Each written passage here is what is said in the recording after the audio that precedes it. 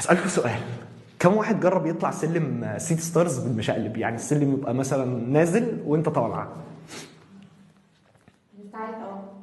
اكيد عملناها يعني. في ايوه اكيد احلى حاجه بنحبها التفاهه. تمام، فاكيد احنا عملنا الموضوع ده، بس الموضوع ده مش تافه. لو ركزنا فيه هنلاقيه ان سلم سيتي ستارز ده هو الحياه، وانت طالع بالعكس. محتاج تعمل ايه؟ محتاج تعمل افورت، مجهود كبير. انت عمال بتطلع والسلم بينزل، فانت علشان تطلع محتاج تطلع اسرع ما السلم بينزل. طب لو وقفت هتنزل تحت.